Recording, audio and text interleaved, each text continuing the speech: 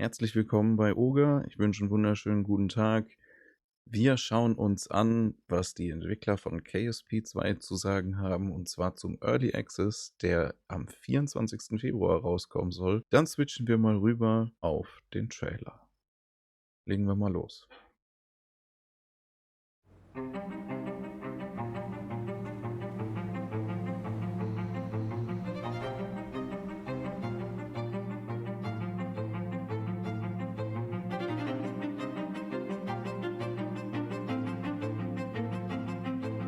For us, failure is not only an option, it's like absolutely mandatory, right? It's the way that we learn and evolve.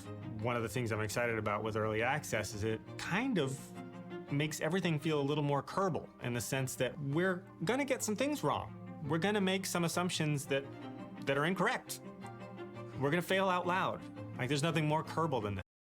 Also jetzt mal direkt zum Aussehen. Ey, das sieht absolut geil aus. Es sieht so viel smoother aus. Es ist so ein angenehmes Bild. Auch die Oberflächen, die Fahrzeuge. Es sieht viel weniger kantig aus, ist aber trotzdem noch kantig, wenn ihr mir folgen könnt. Ne? Also wenn ihr wisst, was ich meine. Es ist einfach richtig geil. Und worauf ich mich halt freue, ist, wenn ich mir da das Fahrzeug anschaue. Das sieht so aus, als könnte man sich die Dinger selbst zusammenbiegen und selbstständig da so ein bisschen Sache machen. Und die Lackierung ist auch total sick. Man kann anscheinend auch frei lackieren. Das ist was komplett Neues. Freue ich mich ultra drüber. Actually. Und ich finde es mega wichtig, was er gesagt hat, dass sie diesen Early Access Gedanken auf jeden Fall irgendwie mitführen. Ne, also was ja KSP ausmacht, das ist ja eine ewige Entwicklung gewesen bis zu dem Punkt, an dem es jetzt ist. Und jetzt bin ich mal gespannt, was da noch so alles revealed wird, weil da gibt es ja jetzt einen Haufen Zeug, was wichtig ist. Wenn das im Februar rauskommen soll, da könnt ihr euch auf jeden Fall auf Content einstellen. This has been my entire life for years now. We originally announced that we were going to release this game in 2020. And here we are coming up on 2023 and it's still not out. I feel like I've been sitting on a secret in a way. I cannot wait Ist es ja auch. to experience this with other people. And I'm looking forward to letting the game speak for itself.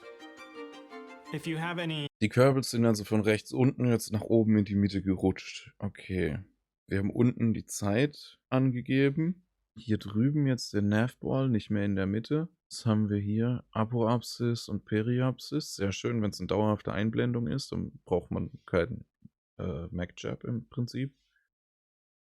Nee, Engineer. Kerbal Space Engineer war es, stimmt. Das hier sieht aus wie das Staging mit einem Go-Button. Ah, okay, gut. Zum leichteren Handeln wahrscheinlich, dass man bisschen schneller durchsteigt. Ich meine, Hotkeys wird es immer noch geben. Hier unten, das ist auf jeden Fall ein bisschen benutzerfreundlicher, im Anführungszeichen. Finde ich schon mal gut. Leck mich am Arsch. Oh, da hat es mir gerade fast die Nase rausgezogen. So, dann schauen wir mal weiter. tendency toward perfectionism, this job is not for you. There is no one person.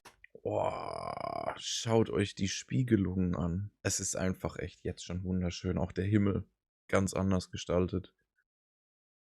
Who can encompass in their mind everything that this game is and everything that this game does. At the very beginning of this, I had it all written out. I knew exactly what this game was going to be, and it's blossomed. It's become something bigger than any one person on the team.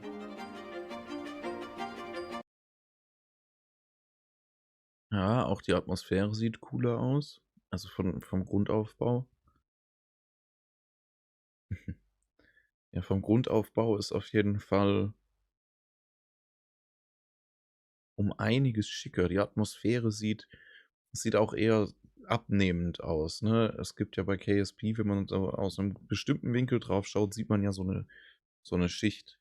Und hier verschwimmt die. Hier ist die voll weich, diese Kante. Finde ich sehr schön gemacht. Auch die Sterne im Hintergrund, viel feinere, kleinere Punkte. Und zwischendurch mal so ein dicker. Sehr schön. Going into early access, we have the opportunity to make this game amazing with our community, not just for our community. Each update is kind of like a little present. As a community, we get to unwrap this present together with all the new features and all the new things to explore. Kerbal Space Program 1 was an early access game even before early access was a thing. But there was a moment when we were about to release on Steam and we had to just hit the brakes full stop because we were wondering if people were going to be annoyed that we were giving them an incomplete game. I mean, there was no shame in it. We knew it was incomplete, we knew it was in development, and that's how early access as we know it came to be. Kerbal Space Program 1 would definitely be a very different game if it had not been an early access game. Feedback from the community was invaluable, and it helped shape the game as it is today. Yikes! Das sieht ja mal ganz anders aus.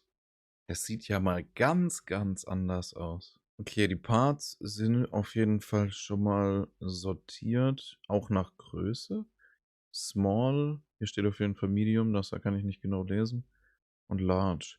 Das ist auch schon mal sehr nice, dass es da so ein bisschen auch nicht direkt eine Unterteilung gibt. Ne, weil wie oft habe ich irgendwie das Problem, dass irgendwelche Decoupler suche, beziehungsweise halt passende Teile für unteren Decoupler. Da ist das auf jeden Fall schon mal nicht schlecht. Dann hier die Kategorien, da gibt es auch einiges. Hier Funken, Strom, Aerodynamik. Das hier ist wieder Cockpits und Fernsteuerung. Tanks, Triebwerke. Ist auf jeden Fall schon mal nicht schlecht. Ist schön schick.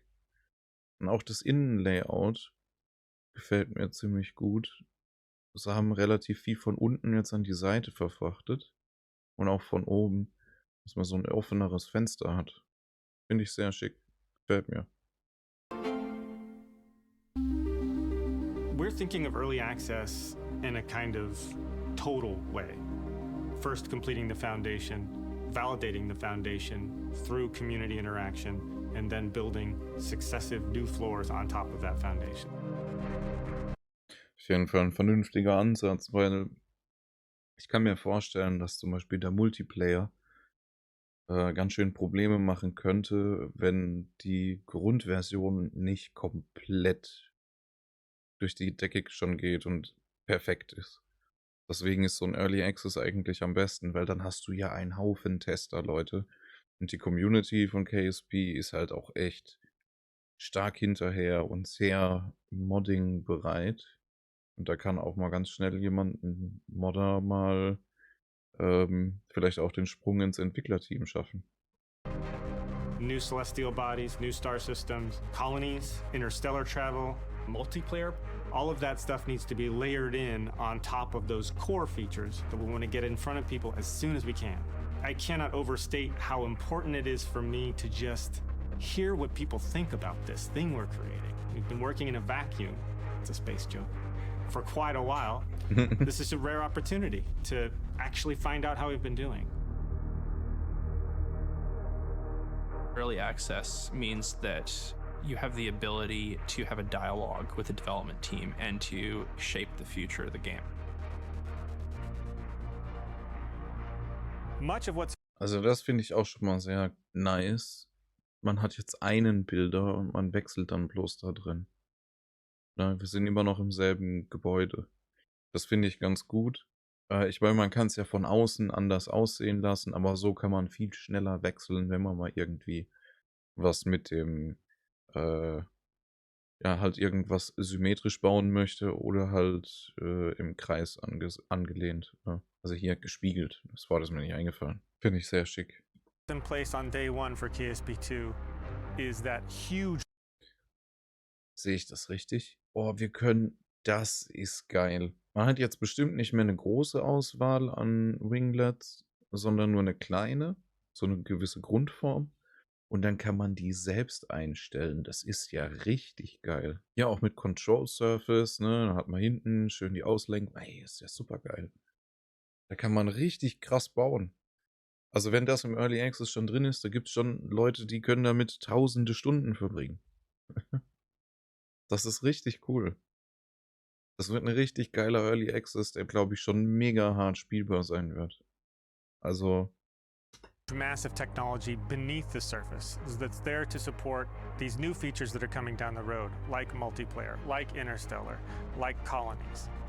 Here are the aspects of the new game that I think are going to be most obviously improved. You're going to be able to make vehicles that are very different from the vehicles you could make. Ja, das sieht halt auch viel cooler aus.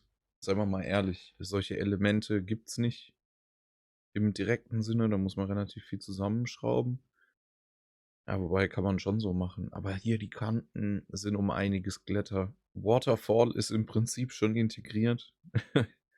Die Triebwerke sehen so viel besser aus als im Original. Ich meine, bei mir sieht man schon relativ gute im Stream bei KSP 1. Aber das ist halt nochmal ein ganz anderes Level. Na, die Monoprop-Tanks sind gleich geblieben. In KSP 1 and a lot more tunable in terms of their shape and performance. The way that we're showing spheres of influence. Das ist auch gut. Es ist ein bisschen, ich glaube, übersichtlicher und vor allem Sphere of Influence zeigt uns ja dann wahrscheinlich auch bei allen anderen Körpern, die man passieren kann, das an. Und dann kann man den in den Fokus setzen und kann dann die Kurve perfekt bestimmen. Das ist eine super geile Hilfe. Da bin ich echt mal gespannt. Also ich meine, bis Februar ist nicht mehr lange. Wir müssen nicht mehr extrem lang warten. Das ist sehr schön. Man sieht hier auch schön, wie die Kurve dann danach auch aussieht. Da hat sich nicht viel geändert. Könnte man vielleicht farblich ein bisschen anpassen, dass der Unterschied besser ist. Dass man das... Na, ich meine, ja, es passt schöner ins Bild. Aber wenn ich das hier sehe, dann ist es ja auch hellblau. Und das hier ist halt auch hellblau. Also, weiß ich nicht.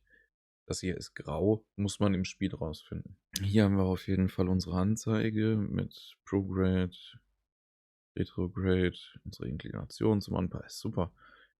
Da hat sich nicht sehr viel geändert. Es sieht einfach nur ein bisschen mehr fancy aus. The way that we're showing encounters right out of the gate, the map view is a completely different animal from what it was in the original Kerbal Space Program. The iconography of the map view is so much easier to parse, and it actually gives you more information than the old map view. I've been surprised by Auch sehr schick das Bild. Vor allem, wenn ich mir den Boden anschaue.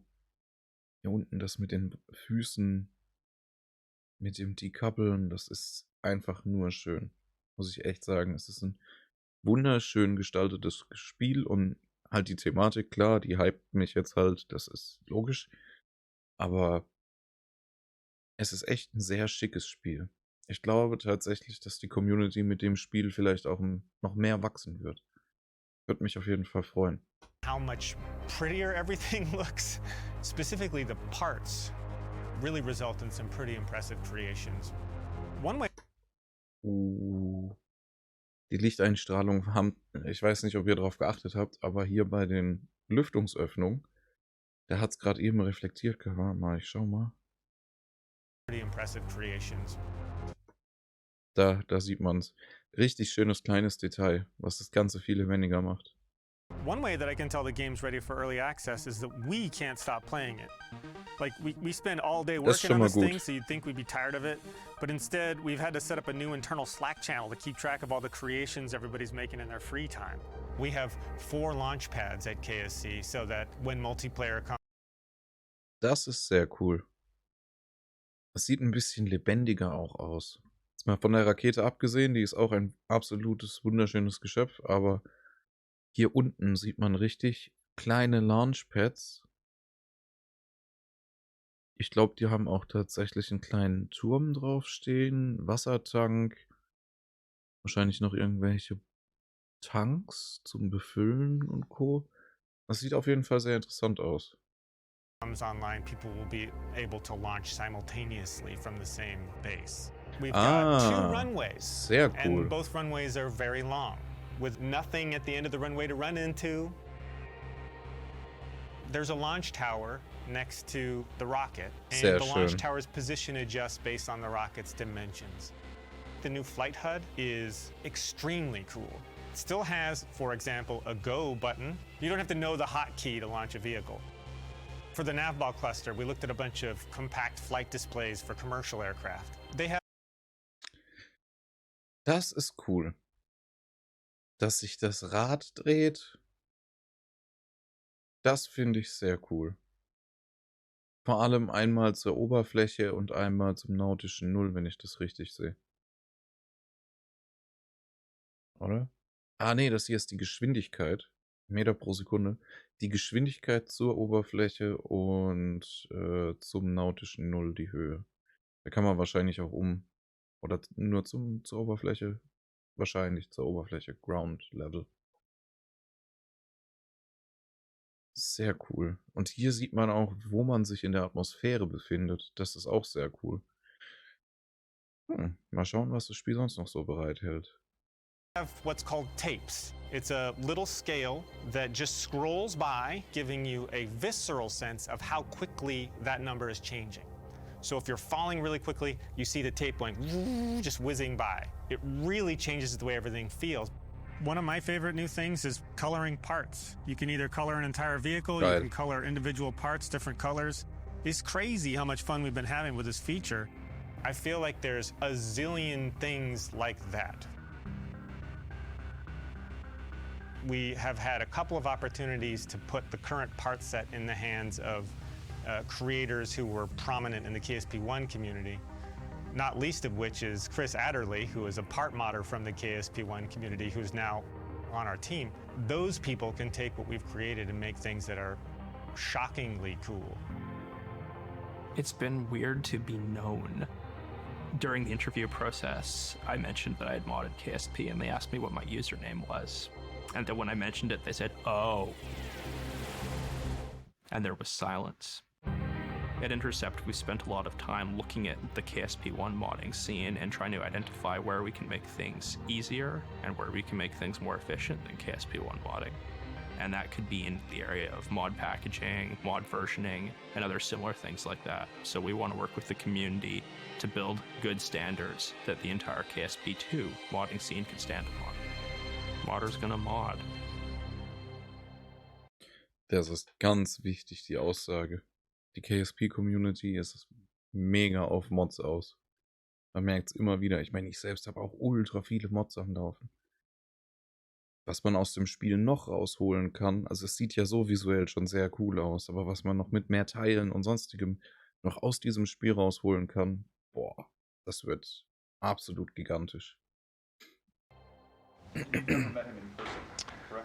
Today is he lives in Vancouver, Canada, and today's going to be the first time I get to talk to him in person. Yeah, I feel like we're already friends, actually, but I don't know how tall he is. All right, let's go.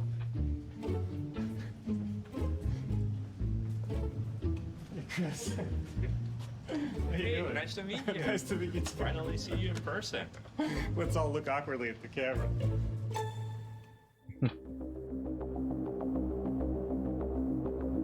If you want to go to space, you've got to start somewhere. So you gotta design a space-worthy vessel, and for that you need the VAB. This is one of the features that we're actually iterating a lot on. It's gonna be available on Early Access. One of the cool things that I can show you that's not on KSP1 is we've got some procedural parts now. So all of these winglets, you had like a ton of winglets in KSP1. Now you just got a few of them, but you can fine-tune them and make them. Es ist so geil. Ich habe es vorhin schon gesagt, aber es ist so geil. Es ist einfach nur genial. Da hätte man aber mal vorher drauf kommen können. Nee, aber es ist wirklich super gut. Damit kann man so viel Sachen anfangen, wenn man Bauteile formen kann. Das ist absolut. Das revolutioniert das Ganze auf ein ganz anderes Level. Look and behave exactly the way you want them to. The main difference that you're going to find when playing the early access version of KSP2 with respect to the first early access versions of KSP1 is you're gonna see a more complete game. You're gonna have the whole Kerbal lore system to work with. And even if you're a seasoned KSP1 player and you've gone everywhere, I would really invite you to go everywhere again, because we have a new PQS. Ich war noch nie überall und ich bin gespannt, ob ich es in KSP2 schaffe. System. PQS stands for Procedural Quad Sphere. It's the system that we use to create the planets. Planets are now a lot more interesting. They look amazing. I'm not gonna spoil anything, but they have a few surprises here and there that you might want to check out. There's a feature I'm super excited about, which is acceleration under time zoom. If you Gott sei Dank. Das ist ja sehr geil. Wenn du da eine Reise hast, irgendwie bis nach Jol oder sowas, wo du komplett Outer Space bist, im wahrsten Sinne des Wortes, da bist du ja sonst ewig am Zünden. Gerade irgendwie auch mit so Xenon-Triebwerken oder sowas. Das ist ja absolute Katastrophe. have ever tried to make a trip to Joule or Lathe, or maybe you've used the Xenon engine, you will find that you will initiate that burn and you will go and mow the lawn and maybe do about a few other things, and then maybe you're there. For KSP, you cannot advance time warp while you're accelerating. For KSP2, particularly because of Interstellar waiting in the wings, this is one of those features that gets to pay dividends now in early access. So players who are looking to try those kind of like slow, efficient flights, you won't have to mow the lawn like I did. You'll just be able to advance time warp and get to where you need in a perfectly reasonable amount of time. I think I'm excited about how we are going to simplify some of player interactions with the game itself, like using new tools or using tools that we already have, but now they are more easy. It's less intimidating, so to speak. So we already have these hardcore players that they don't mind going and putting an Excel sheet to get the numbers right. But we also want to get to those new players that are doing this for the first time, and it's like, okay, we got you here. Like, this looks scary, but it's going to be less scary if you use this. Ohne Witz, ich hoffe, dass es funktioniert, dass dieser Ansatz klappt. Ich hoffe, dass nicht zu einfach gestaltet worden ist, weil viele, die KSP spielen, suchen ja die Herausforderung. Mir kommt das jetzt natürlich mega entgegen, weil ich mache es, wenn es mir Spaß macht, weil ich gerne Raketen baue, gerne die Dinger in die Luft schieße und mir irgendwelche weirden Sachen ausdenke, was man denn da irgendwie noch machen kann. Aber ohne Spaß, ich hoffe, dass das KSP davon stark profitieren wird. Dass das Ganze gut läuft, dass es viele Erweiterungen möglich werden, dass das Ganze auf einem ganz anderen Level läuft als bei KSP 1, was ja tatsächlich, je später es wird mit der Zeit, je älter das Spiel geworden ist, umso größer geworden ist. Und da bin ich echt gespannt, jetzt in den nächsten Jahren, wenn es mit der Raumfahrt vielleicht auch noch immer weitergeht, ne, SpaceX und Co., dass das Spiel eventuell noch einen größeren Hype kriegt und ein absoluter AAA-Killer wird und dieses Spiel so viele Menschen abholen wird. Ich hoffe einfach drauf. The feedback we don't get that often is when people like things. So if you like something, please let us know. Please. It feels very nice. Yes. We don't get to see the comments like, yeah, this is amazing. Like that palm in your shoulder. It's really nice to get. I understand that many fans are going to be anxious to have the full game available on release, but KSP2 is a really complex game. Colonies, multiple solar systems, further exploration, life support. It's important that we do this step by step, and we know that the community is liking what we are doing, that they are having fun, and we are doing it on the proper way. Moving to early access allows us to focus on really the core of the game. When you have a whole suite of features that you're also building upon, you have the tendency to spread yourself rather thin. And when you spread yourself thin, you have the tendency to not bring everything up to a strong quality bar. So early access allows us to really focus on the most important part of the game, the part that cannot fail, the part that enables everything else, and bring it up to a high level of quality. Colonies in Interstellar are two features that exist beyond the MUN, so we have to make sure that this core experience is strong in order to interact with these other systems. If a system doesn't work well and we're building on it later in development, we want to know earlier rather than later so that we can deliver the best possible Kerbal experience. One of the groups I'm most excited to get feedback from is people who thought Kerbal was a game for them, tried it, and for whatever reason walked away.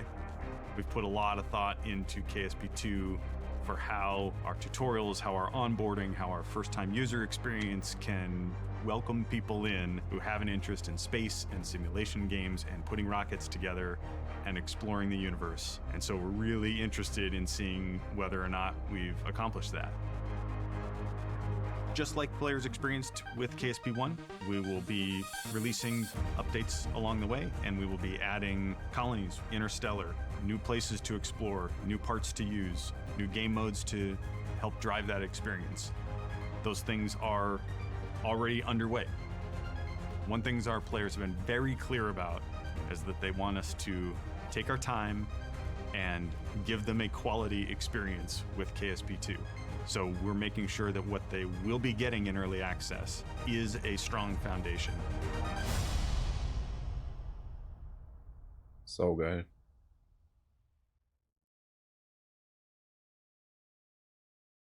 War's das?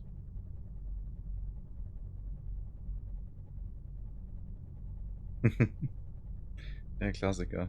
Ich mache mir mal einen Kaffee. Meine Rakete zündet gerade. Es ist echt super geil. Ich freue mich mega.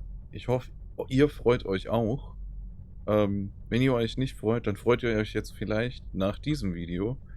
Und ich hoffe, dass das Spiel das hergibt, was es mir jetzt schon für einen Eindruck macht. Ich finde es sehr geil, freue mich drauf. Spätestens im Februar geht es dann los. Ich wünsche euch noch einen wunderschönen guten Abend oder einen guten Tag. Lasst mir gerne ein Like da, lasst mir gerne ein Abo da. Und ich würde sagen, bis dahin, haut rein und see ya.